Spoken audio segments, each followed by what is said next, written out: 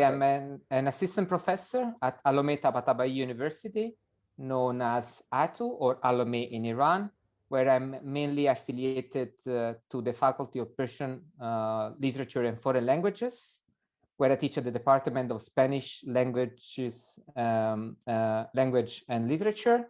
I also teach at the Faculty of Theology and Islamic Knowledge.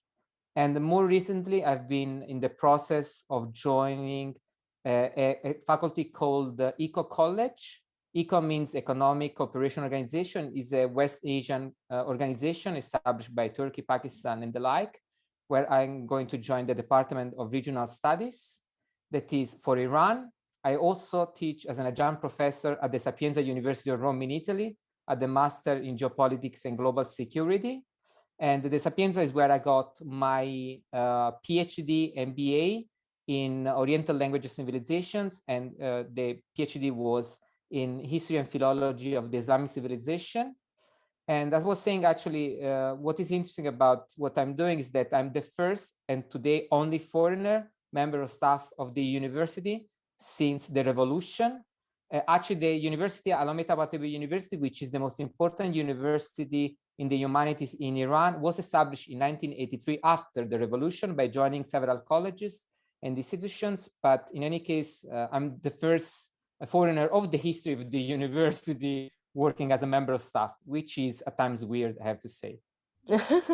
That's incredible, though. Thank you so much for joining us, and what an amazing list. It must be nice to have all these faculties that you're a part of and to teach different courses. Yeah, and in different languages, because you can imagine I Mm-hmm. teach at the Faculty of Persian Literature, and for the languages, I teach in Spanish, but also in Persian, because one of the courses I teach is interpreting Spanish, Persian, but I am Italian, just let me point that Just to out. add to that, yes. Yes, while I teach in Persian at the Faculty of Theology and Islamic Knowledge, Persian with some addition of Arabic when needed. And now at Eco College, they teach in English, so will become even more of an adventure doing that and changing language all the time. But yeah, it gives me a great perspective because I'm the faculty of humanities, Persian language, in theology, and also then in global regional studies. So for me, it's just incredible. At times challenging, of course, as you can imagine. Of course, I can imagine. And no, it's really great to have you and to tell us a little bit about what it's like to be teaching in Iran and learning now to be the only foreign lecturer at this university. That's incredible. And what a It's privilege it must be as well. yeah, actually, for me, it's a kind of it's an incredible adventure. I mean, actually, before the revolution, there were some scholars. I mean, one of the most famous is this French Eric Orben. Of course, I'm not in any way getting to that kind of discussion in sense of the level, but Not still, at there were all. foreigners before the Absolutely. revolution. Were actually very good scholars working in Iran, but then for a series of reasons that stopped. Although, contrary to what many think, there isn't any law avoiding foreigners being employed by the university. Of course, there are specific laws. So I have a yearly contract. You cannot have as a foreign contract. So every year they renew my contract. Is a specific contract called Karar Dodi. And there are some other limitations, I have to say. But still, it was more of a decision on the part of the university to actually then, why not try after 40 and more years of revolution to try bring back at least one foreigner. I hope I'm opening the way for other colleagues to come and join us Oh, because that's very it's good. a very interesting actually working in No, I Iran. can imagine. And you must bring a different perspective and a different experience as well. Of Well course. done for the university for choosing you then. But Well yeah, I've done. been yeah, I'm thankful of course to the university who decided to try it. Hmm. And what are your research interests, if I Yeah, may that ask? is as you can if I you can consider imagine it's a lot. the university, the faculties, then it becomes even so. Let's say that for several years, relating to my PhD thesis, I specialized in Shia studies, in particular on the elites, the descendants of the family of the Prophet, those who claim to be descendants of the family of the Prophet. And when they are members, what I call the religious establishment, they wear a black turban. So I wrote my thesis. The title of the thesis was Descendants of the Family of the Prophet in Contemporary History, a case study the Shia religious establishment of Al-Najaf, Iraq, and was published in 2011 as a monograph with one of the most important journals in Italy in Oriental Studies called Rivista degli Studi Orientali, and was awarded 2 years later, 2013, the prize for best book of the year in Iran. Wow, in the Islamic congratulations. studies. It was Great. nice, I have to say. That's nice. It was in English, otherwise it would have been difficult to get them read my thesis. And the thesis basically was centered on 4 families of the religious establishment: the Al-Sadr, Bahr-Ulum, Hui, and Al-Hakim, who have played an important role since the 16th century, some of them up to current days. And then I also centered my researches on the role of women, of Alid women in recent history, centering on those families, in particular the Assadr family. So I wrote some articles and book chapters on Alid women and the role they have. This was an issue completely untapped by academia. Still now I publish the articles, but unfortunately no one has taken on the work of going on, but I'm doing so many things, so I cannot do all by myself. When it comes to Iran, in particular, I translated from Persian into Italian the Civil Code of Iran, which was very challenging, I have to say. I always had an interest in Islamic law. And this case was also good because I got help from my father-in-law, actually, who was a lawyer in Iran. Oh, married to an Iranian. So it was very good to have my father-in-law helping me translating the Civil Code, because a lot. For legal language especially. Yeah, I mean, it was really difficult because we don't have a dictionary on legal language from Persian to Italian. Actually, we have 2 very good dictionaries, Persian and Italian, but still when it comes to legal language, that means it requires a different dictionary. And unfortunately, there isn't any on the market. There are some things in English or French. Thanks God, I know both languages, so I use also those kind of expertise. Oh, that's good. And then I also translated a textbook. One of the most important textbooks of Persian literature used in Iran is called Juibar Lahzeo, written by Professor Yohaki from the University of Mashhad. It's very common text read by students Persian literature at the PhD level to have a general idea of contemporary Persian literature. I translated these 2 from Persian into Italian. In this case, the translation was done together with my wife, who is herself a scholar. She has a PhD in comparative literature. And what's more, we got help by her mother, who is a full professor of Persian literature. It was kind of family you business. The whole family. Yes, I just kind of overused my well. connections in the family. But it was good to have a full professor of Persian literature helping me translating it. Of course, and yes. We also got a lot of help from a dear friend in Italy, Professor Gianroberto Scarcia, who was for many decades the foremost expert of Persian literature in Italy, who helped us translate the book and wrote the presentation. And how I knew him? Because he was the husband of my former mentor, Professor Biancamaria Scarcia Moretti. It's all kind of a family business. It's all about connections, isn't it? Exactly. Was my mentor in Shia studies in Italy. So it's really much of, I was very fortunate to have 2 great scholars mentoring me in Italy, one in Persian studies and the other in Islamic studies, who were a couple by chance, like me and my wife, actually 2 scholars is not common, but still it's nice. Interesting.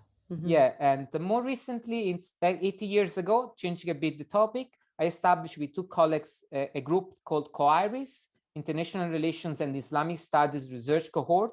So what we do is to organize panels and sections in conferences on the interrelation between Islam and international relations. We published 2 co-edited volumes called Islam and International Relations with Palgrave, and another one, Islam in International Relations with Routledge, where I also contributed chapters on Shia Iran foreign affairs. And we also established a book series with Palgrave. If you have anything, we're happy to publish it. It's called Islam and Global Studies. And more recently, we established a journal with Brill, which is the first academic journal of Islam in Asia, actually, which might be your case. It's called International Journal of Islam in Asia, published by Brill. We got the first issue just 4 months ago. We worked together as co-editors, although recently, actually, a couple of weeks ago, I just had to relinquish my duties with the journal because I'm doing too many things. And there were also many issues. I'm covering for several issues too many things. And an old friend took my place as a co-editor in chief. So I think they will do a great job about working on Islam in Asia, which, as you know, is unfortunately an understudied subject, and there is so True. much Yeah, to that's tap true. and work on. Wow, that's amazing. What a list of things that you're doing. No, but it's very inspiring to hear that, you know, because in a way, academia, that's what academia should be about, doing Should be different things. Should exactly be about. do your best to, and Hmm. my point is also that I try to have what I call a holistic approach, in the sense that Sure. from the teaching I have, my experience, my mentor, and you know, if you want to study Iran or Islam, because I'm Yeah. both an Iranian study and an Islamic Hmm. studies expert, Hmm. you, so from my perspective, in particular when you work on contemporary issues, you need Hmm. to try to have a, a, a wide perspective. I mean, Hmm. academia is about research and focusing, and that is Hmm. important. But if you only focus and never get your head up and try to put that in context, you are Yeah. not doing a good job from my perspective. No, no, it's very true. It's very true. I think that's very important. And I think that's going to be useful for a lot of people who watch this video as well. People who are just starting out in academia and, you know, trying to, who are asking themselves what kind of scholar they want to be. Yeah, yeah, that's a good Definitely. question. That's a good question. Yeah, that's it. And you've given the answer. So I don't know, that's, but it's not an easy one. I have my no, own way of doing it. yeah. It comes, of course, from the studies I've Mm-hmm. done at the Sapienza Mm-hmm. Rome, who has a long tradition in Oriental studies, Sure. Yes, a of very long course. tradition.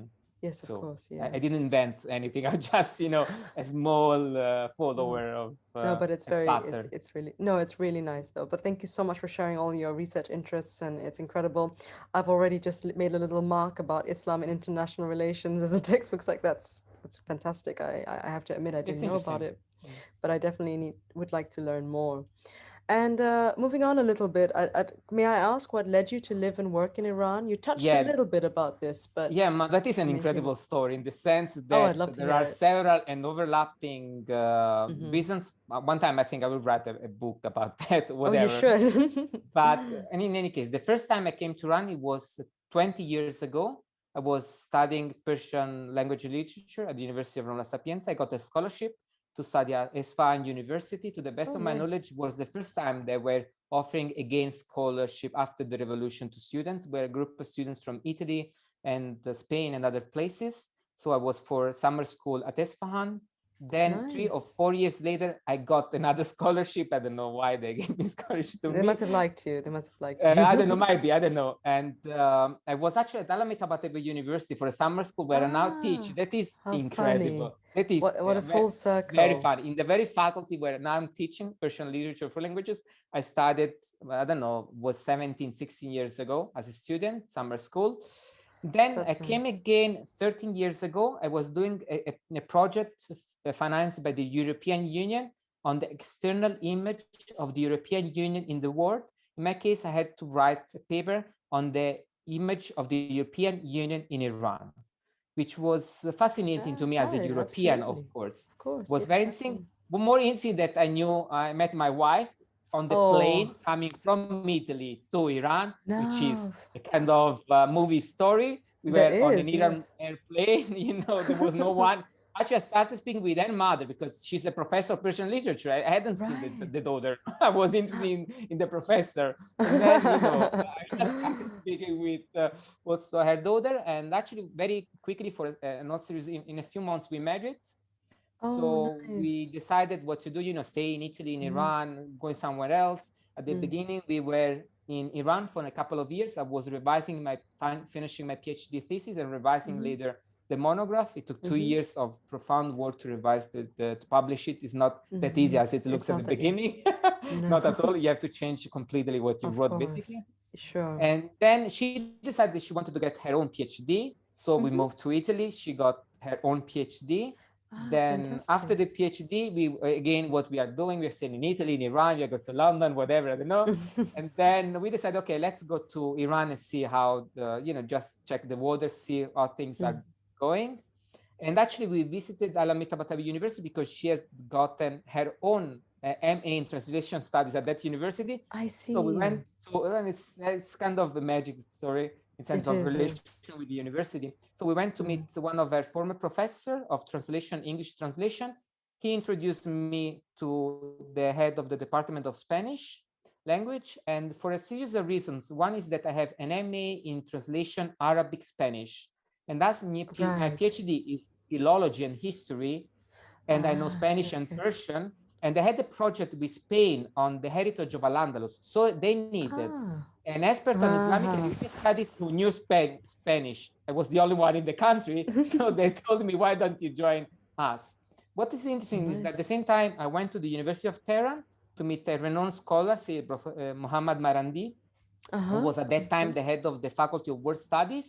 And he Mm-hmm. also offered me a job as a postdoctoral research fellow. So 7 years ago, I started working at the same time as a postdoctoral research fellow at the Oh, Faculty I of World see. Studies at the University of Tehran and as a lecturer at Allameh Tabataba'i University.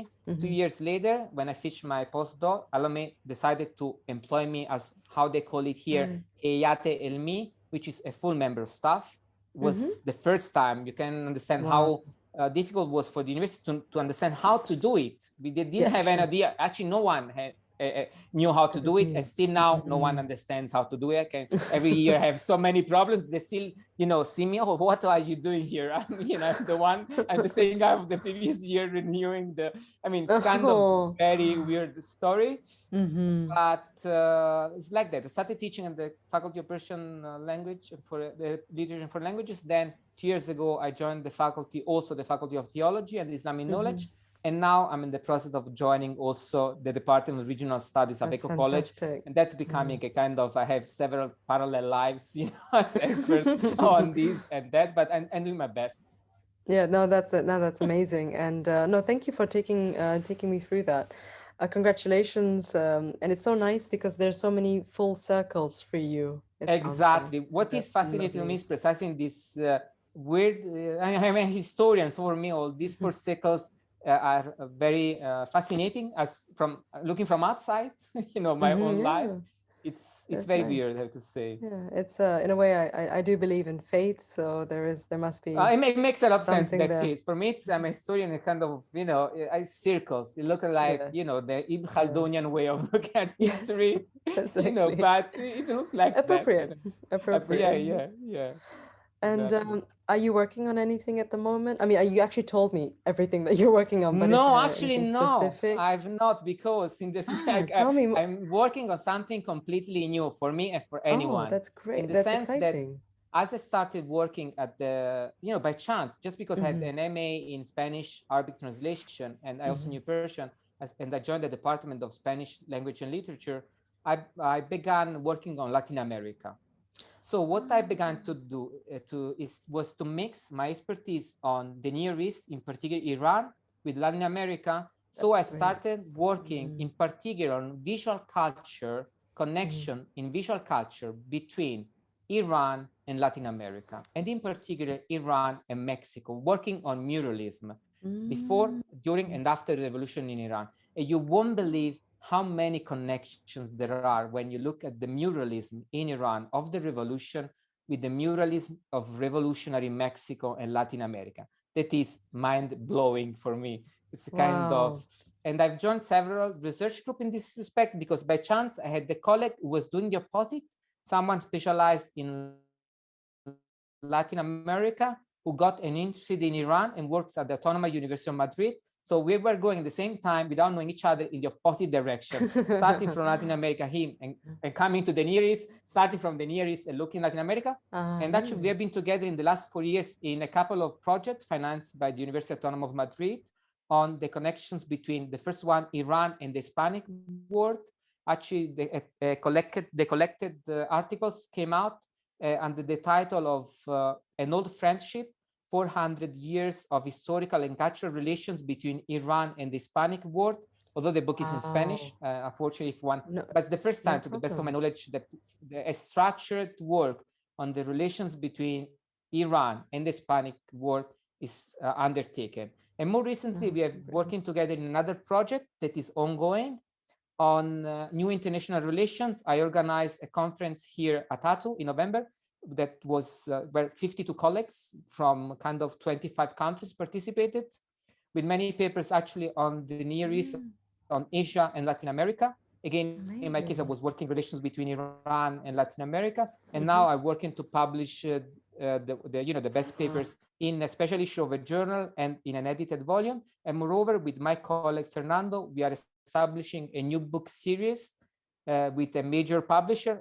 We should finalize it in the coming weeks, which is called Ibero-America and the Islamic world, the connections between Latin America and basically Portugal and Spain with the Islamic world, which I think is Amazing. many, Many connections. exactly. Yeah. So I Yeah, actually that's added brilliant. more to what I already was doing. It Oh, I'm was glad I just, asked. I'm that's glad I killing asked me. that then. No, I'm That's glad I killing asked me, that. really. No, I know, but I think it needs to be established because there are a lot of these connections and it's just not done systematically. Exactly. In Yeah. particular, the South-South connection. I mean, I Yeah. don't know if Yeah. there is any, but No. Malaysia and Absolutely. Brazil was been Yeah. working on that. And why No. not? Why? I mean, No. always this Why not? northern. I mean, I'm a No, I agree. European. I'm blonde, blue-eyed. But what's the point? I mean, Yeah. I'm also from Italy, and that helps, I guess. Why not look at the world from a different perspective? Absolutely. Why not Absolutely. looking from the South, the so-called Yeah. South? Actually, I Yeah. think we need to do that. No, absolutely. And I know that there are lots of scholars out there. I know, I don't know if you know Majid Danishgar, for example, who's doing Yes. Yeah, amazing there are work on people doing Iran. And great jobs. Just but putting this you need to put together. them together. Exactly. That's Exactly. the It's thing. That time everyone's to I kind of, think to try exactly to yeah. establish a framework to meet people and try Oh, to brilliant. foster different perspectives. Mm. Oh, that's brilliant. I'm very excited about this work. So good luck with that. And I hope you will join with your research in any of the ones I'm I'll have trying to to pick do. and choose which one I want. But it's funny because I work on Britain and Iran, and Okay. Oh, which is very, yeah, which is that like, is an interesting story. which is a very interesting Yeah. story. But I've felt as I'm finishing my PhD that actually I'd love to revisit my Malaysia and Iran, sort of like try and I think it understand can more. help. Yeah, Why? because I That have would that be. heritage and I have that language skill, and I would like to I use it more encourage you to do academically. it, actually. Yeah, there you I go. encourage, Thank you. I strongly encourage you to do it. Yeah, There is so I'd much need. like to. Yeah, I'd like to, and maybe that's something for the future. But back to you. Thank you so much for taking me through that, and I'm really excited My, my pleasure. to hearing where that goes. And so my next question is, what has been your main surprises or challenges even teaching in Iran, and perhaps as a foreigner? I Yeah, mean, you can imagine the first foreigner, blonde, mm, blue-eyed, whatever. I mean, I mm, don't want to stereotype, but that is the reality. I'm kind of, a red fish mm, in a sea of. I look different. I sure, act different. yeah, everything is different. Also because I'm right, Italian, so you can hear me from kilometers speaking with my loud voice.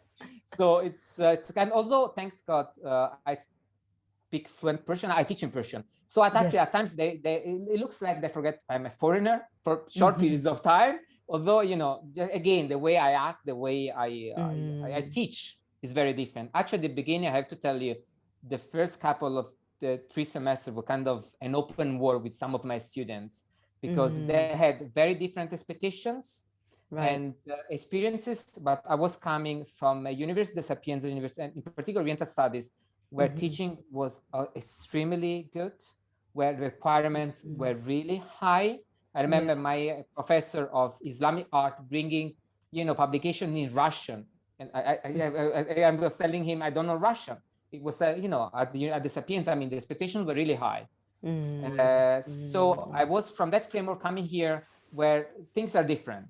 So we mm, kind of clashed at the beginning because mm, they were happy to have a foreigner, but they didn't know what was what to coming, the kind expect. of storm that was bringing with me in terms of how you act in the class, how you Mm-hmm, interact with your professor, how mm-hmm, you study, how it's the exam. For example, in mm-hmm, Iran, it's very common, at least in my faculty, unfortunately, I have to say from my perspective, they get very high scores. So for many of them, getting 20, which is the highest score in Iran, is a kind of a given. mm-hmm, I never mm-hmm, marked 20. mm-hmm. So at the beginning, they were coming to me and asking why in Italy that you cannot do that with a professor. Coming to No, me and telling me, oh, so why don't you, mark me give me 20? I was, 20. You're right. you want to get home safely, or are you really, raising that question with Mm, me? But now things have changed because I established myself and I've learned that my teaching is different. So in this case, when I mark them 18, they feel they got the Nobel Prize and they're very happy to see it. And at the beginning, actually, it was challenging, but now you have to consider that in the last 5 years, every semester, I get the high scores from them. Usually here it's on 5, and I get 450, 4.8, sometimes 5 from my students every semester. I got a letter from the head of the faculty for excellence in teaching. That's great. So it's kind of a process of adaptation. Me adapting to, trying to get my projector working in my class was not that given as you can think in other places. But, so I was fighting. I mean, the first year and a half, I was fighting with anyone, basically the department, my students, with respect, of course, but still from in Iran, what they always try to do, which is, and I understand because they have a very rich culture, they think that culture is superior, whatever reasons. But I am Italian. We also think our culture is superior. So the point was that it's the clash of the great empires. Yeah, exactly. It was a kind of, they were waiting for me, because many foreigners do that, to adapt to their system, to start acting like them. I respect the way they are. But what I was doing was precisely the opposite, standing my ground and expecting they come the middle way, which was what happened at the end of the day. So it's been bumpy, to say it as the British Queen put it, a couple of years ago. But it's been very enriching, certainly for me, certainly for my students. And actually, I have to say, some of my colleagues changed a bit the way they deal with students, just because perhaps they were just waiting for someone starting to do it for any possible reason, to start just trying to do things differently. It doesn't mean they're doing it wrong. I'm not I don't have any position to say that, but just trying to do things differently. This is what I always do in my research and teaching. Just different approach. And apparently, after a couple of years of open war, things got well. And now my students, I won't say they love me, but we have a very good relations with each of them and with my colleagues.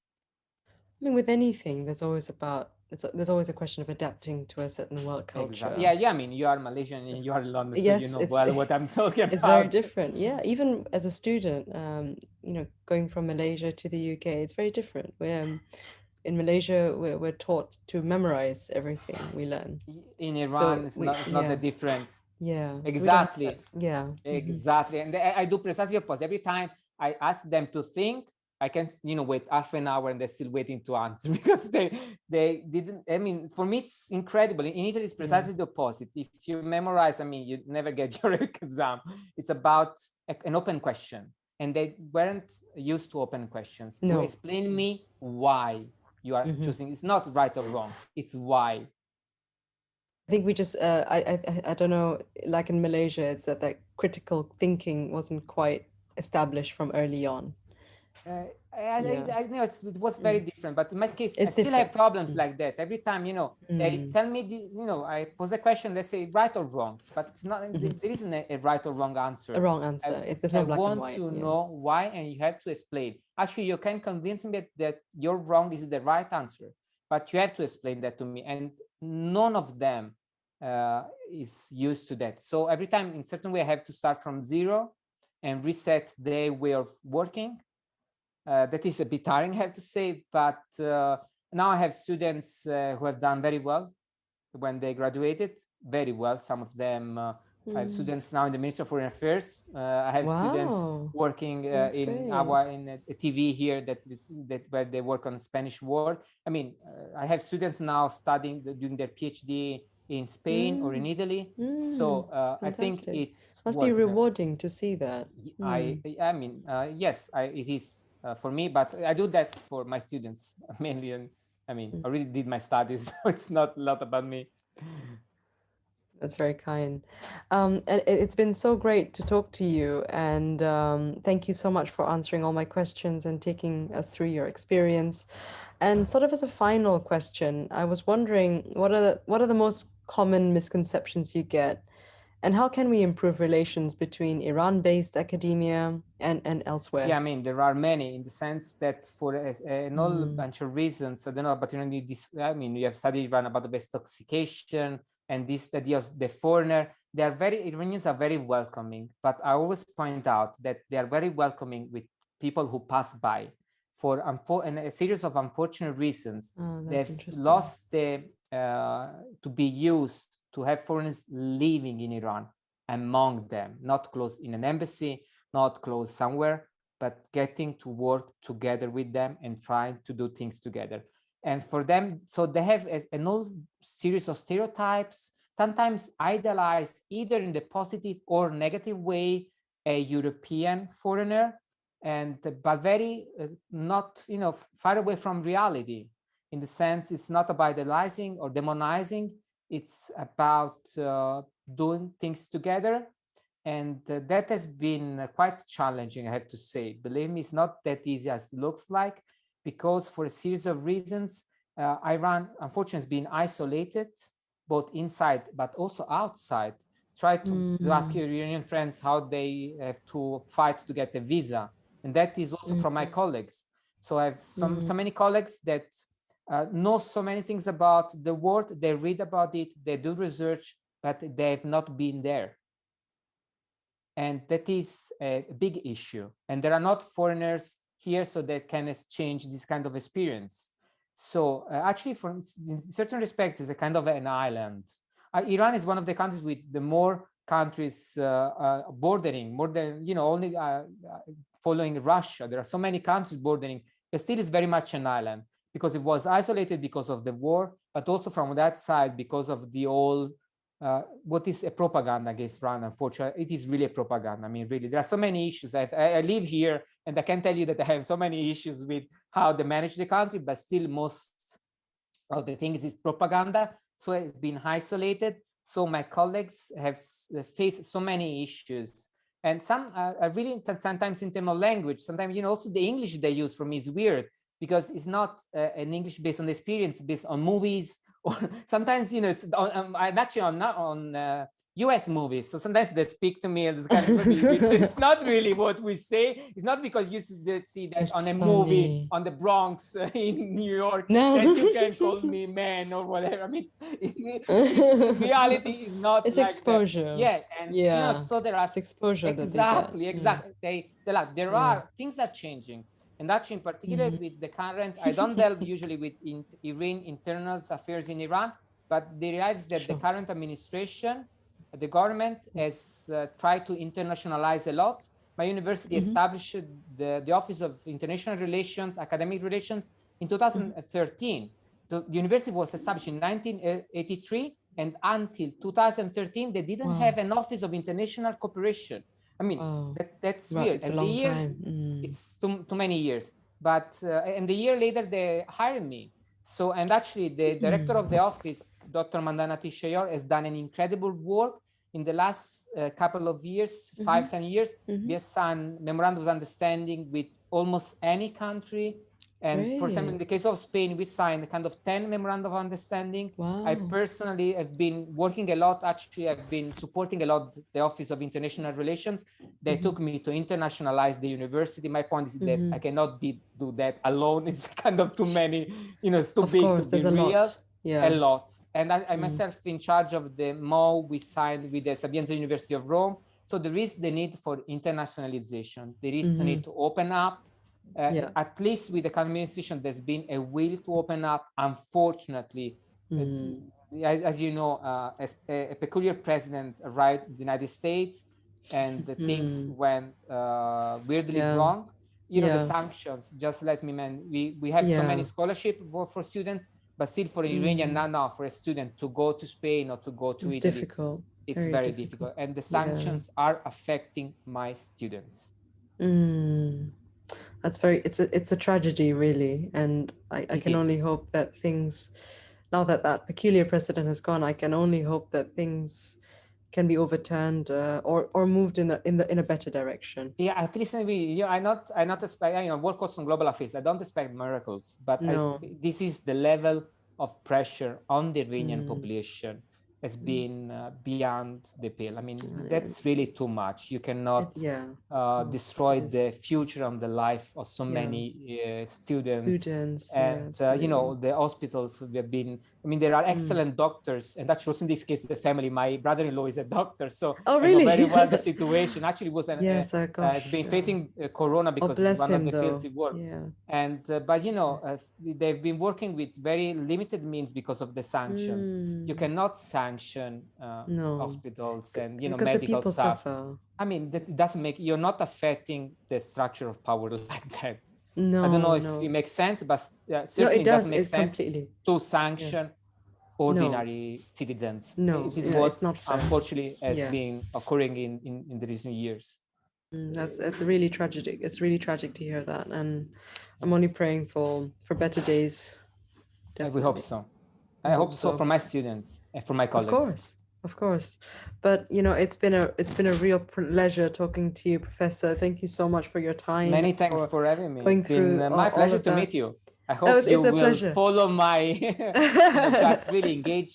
I mean, the history of Britain in Iran is fascinating. I recently wrote a paper on that, but it's, you know, I mean, it's kind of it's incredible. It's incredible. It is mind-blowing. But why not add something else, a different perspective? Exactly, and I think that's what's inspired me talking to you, is that you can do both. You know, you don't have to discount one or the other. You know. Yeah, actually, not do only one thing all your life, because it's going to be dull, isn't it? Life is dynamic. Try to engage in other subjects. Absolutely. But thank you so very much again. Many thanks. Thank you for having me, for the initiative, and for everything. And good luck with your studies. Thank you so much.